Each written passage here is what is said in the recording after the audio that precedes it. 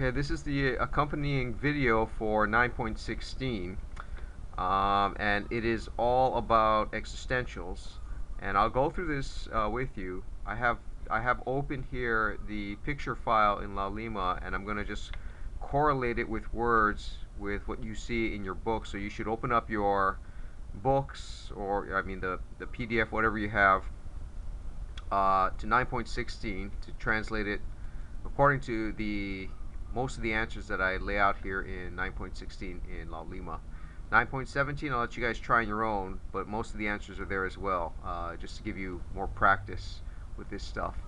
So the first one says something is large. Remember, your major form for existential sentences is some blah is blah. Not everything fits that pattern, but most of them do. Here, however, is one exception. It's not some blah is blah. It's something is large. So that's not, the thing is not a blah. Something is just ex, e-y-e-z, yeah? So something is large, just ex, large x. It is not of the form some blah is blah. It's just something is large. It's something else. Likewise with 2, something's a cube. It's not some blah is blah. It's rather something is blah. Something, ex, is a cube. So cube x. The third one, however, is of the form some blah is blah. You just have to sort of transfigure it a little bit. Something is a large cube. Some large thing is a cube, yeah? So some blah is blah. You set up the form, ex, parentheses, and always set up the form first, and then you fill in the blahs. If you don't set up the form first, you get in trouble later on when we get to more complex sentences. Keep in mind, these are the simple principles, and as it increases in complexity, if you keep to these simple forms, and that's what logic is about, we talked about this before, if you start to recognize forms, the complexity actually reduces and you start to see patterns that make things that seem complex actually relatively simple. That's one of the powers of logic, to see through complexity, to figure out what matters and what doesn't, and what's its underlying structure.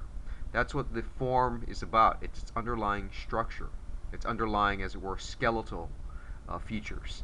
So ex, parentheses, and you could use y, z, but if we're going to use x, let's just stick with that. Your first blah is large, so you put in large x, and your second blah is cube, so you put in cube x.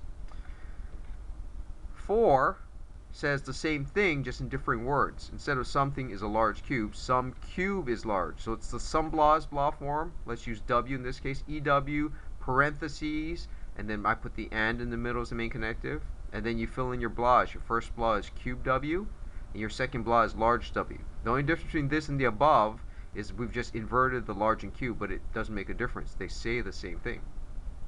Okay, 5 now. Some large cube is to the left of b. That is also some blah is blah. Remember, not everything sounds exactly like the some blah is blah, but it's relative to does it sound like that form, and then you try to fit it into it as best you can.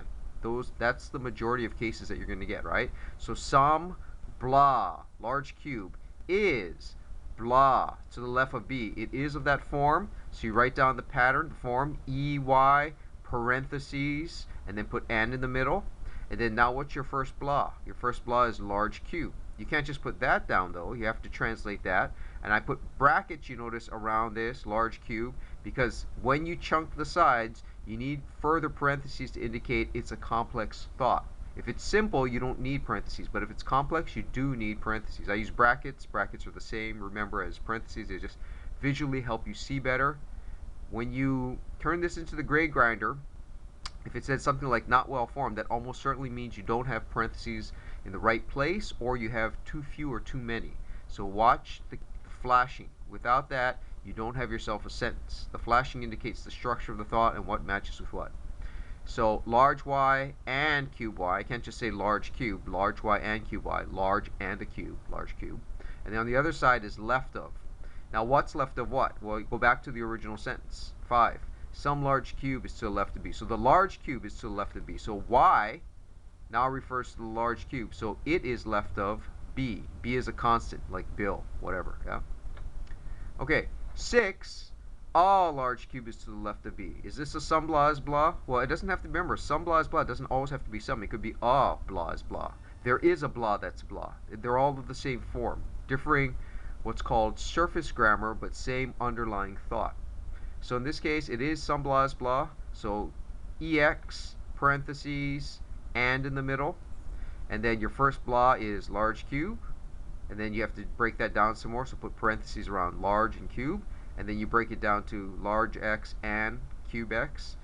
And then on the other side, the is, remember, is the and. The is that and you put down the middle. When you do EX parentheses and, you put the X in, you put the and in the middle. The and is the is, and on the other side is left of. So left of XB. Or if you want, you can copy what you did in 5. It's the same. I just chose Y there. All that matters is you remain consistent with your usage of that. Remember, X, Y, Z, they just stand for thing. Okay, 7. 7 looks a little different. B has a large cube to his left. Does that sound like some blah is blah? Well, initially no, but think about it. B has a large cube to its left. It actually is a some blah is blah, but it's disguised. B has some large cube to its left. So some large cube is such that B is to its left.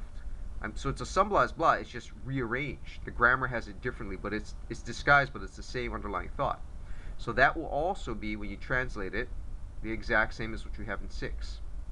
They're not doing this to just mess around with you. There's an actual underlying reason why 5, 6, and 7, and in fact 8 too, but 5, 6, and 7 especially, even though they have differing, what's again called surface grammars, they have the same underlying thought. Some large cube is to the left of B. All large cube is to the left of B. B has all large cube to its left. They all, if you think about it, say exactly the same thing. They just say it in differing ways. One way in which this idea has been applied, and we alluded to this before, Noam Chomsky, and again I mentioned him also previously, one of the things he's famous for in linguistics is starting something called the minimalist program, which is pretty much the dominant research program, the dominant approach in linguistics today. Let me make this sort of commonsensical, and I'm going to cheat a little bit, but it's good enough for the sake of this lecture. So his idea was, look, you look across languages, English, Chinese, Japanese, German, you name it, right? How is it possible, I mean, we do this, but ask the further question, how is it possible that we can translate between languages? And not everything in all languages can be translated. There's always certain terms that don't fully get rendered in another language. Aloha is an example in our language, in Hawaiian. You can't fully translate that into English. Any language has an example of something like that. It doesn't fully get translated into other languages. But besides that, for the most part, we can translate across languages and significantly understand one another. How is that possible? I mean, let's make it even more extreme. Suppose you found some tribe in the middle of nowhere that hasn't been subjected to various technological and cultural revolutions that most of the globe has been exposed to. In fact, they're living what we would consider to be more or less in the Stone Age, and they've had no exchange with other cultures. They've been isolated for hundreds of years. There are such cultures out there, right? And yet we come to those cultures, we encounter them. Of course, by doing so, we probably disrupt them to some extent and sully it to some extent as well. There are anthropological problems there. But the point is, suppose you come across this culture and you want to understand what they're saying and they're willing to engage you. Should it be the case that we can translate across languages, say into English, and understand them at all when they're this totally different culture with totally different practices and beliefs of the sort that we find extremely sort of foreign to us, maybe even exotic, if you can use that word, which has its own problems? Well, what Chomsky is saying is actually yes. And not only yes, but this is in fact the case. And so the question remains, how would that even be conceivably possible? His big claim, largely accepted this day, although there is controversy there, but this is the dominant research program again.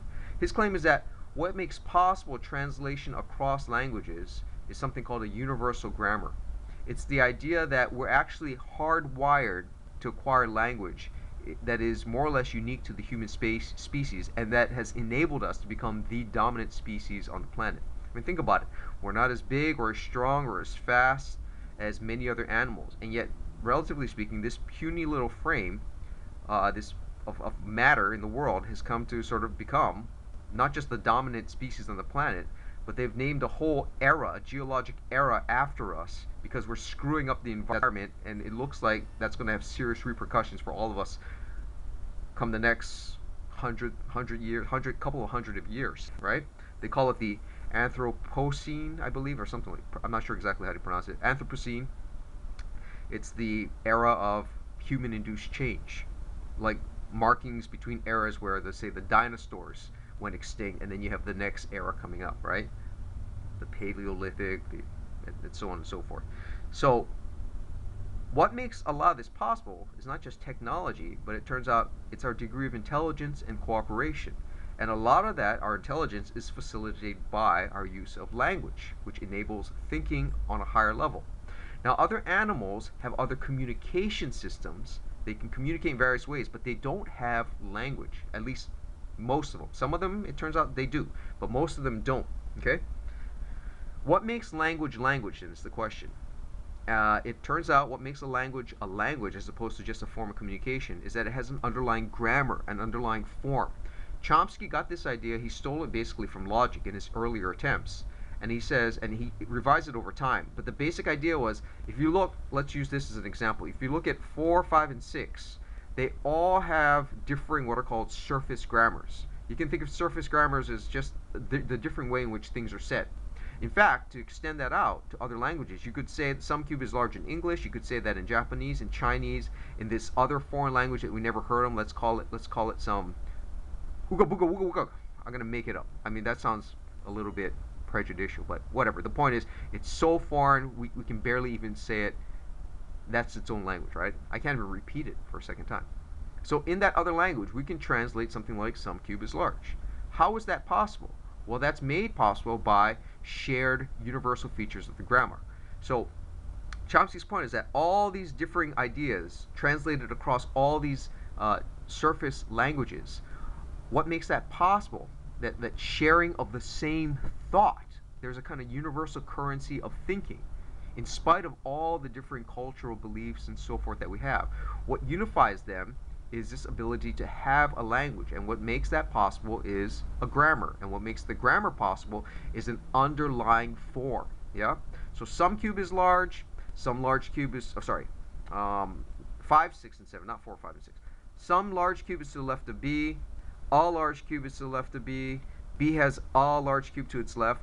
All three of these have differing surface grammars. You can think of them as like one in Chinese, one in Japanese, one in Indian.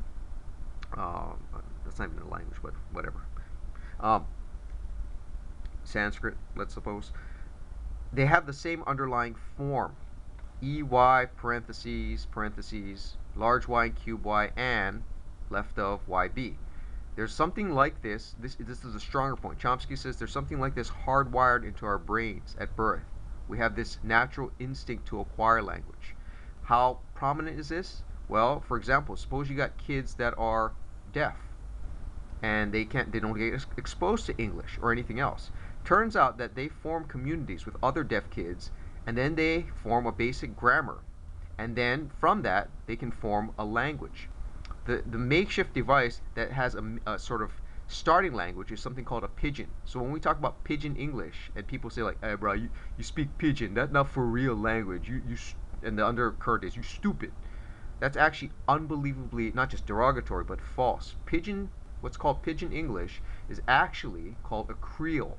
These are pieces of terminology from linguistics. A creole is a full-blown language. Hawaiian pidgin English is actually a creole. Pidgins are what you get with, say, our ancestors from Hawaii way back when on plantation culture, right? You got someone who's, say, Japanese, another one who's Hawaiian, another one who's Chinese. They can't talk to one another, but they have a makeshift language, and they want to communicate. So it's sort of like not totally fluid. It's like someone who comes over from, say, Asia. They're already grown up. They're fluent in another language. They try to learn English. No matter how long they stay here, it never fully becomes natural. There's always some kind of break in it. A little bit of the grammar is a little bit off. That's what's called a pidgin, okay? But for some reason, youngsters, when they're exposed to language at a young age, these pidgins become creoles. They spontaneously take it, and it becomes, as time develops, into its own language. So that's why ASL signers, those who are deaf at birth, and then they learn some new, say, sign language, or even spontaneously, they're communicating with one another. They don't have any exposure to ASL, American Sign Language. They can spontaneously form these pidgins and then develop their own full-blown language if the community is sufficient. This seems to be a natural feature of the human species that we take for granted, and yet we don't reflect on it. That's part of where logic gets applied. Chomsky took these ideas from logic and says, hey, look, something like this notion of form seems to be underlying the notion of grammar across all languages, and he came up with his notion of a universal grammar. So, one way to interpret what we're doing here when we're reflecting on the structure of thought is we're actually talking about some of the universal features of thinking that all people have. Our brains are running this, as it were, hardware, but we don't even realize it. So logic, part of the reason it's difficult is you're now consciously reflecting on those things that you take for granted, and we're trying to think about this process of thinking.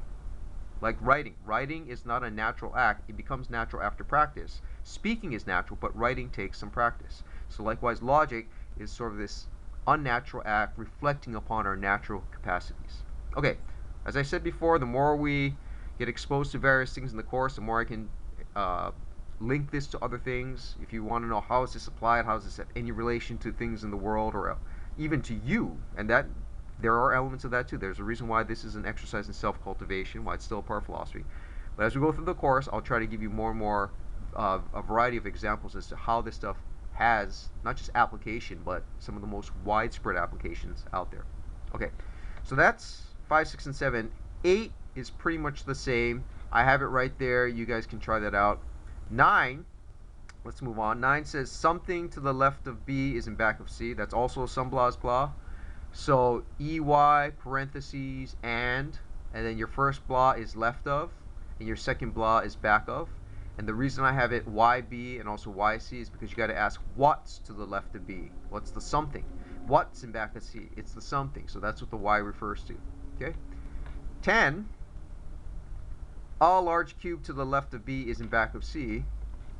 It's still some blah is blah.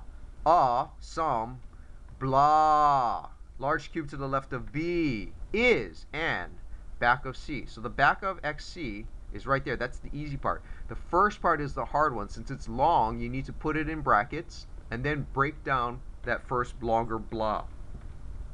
That's what I mean by form, that pattern. That force blah is the form. You have to break it down now to large X, and it's a cube X, and it's left of. What's left of?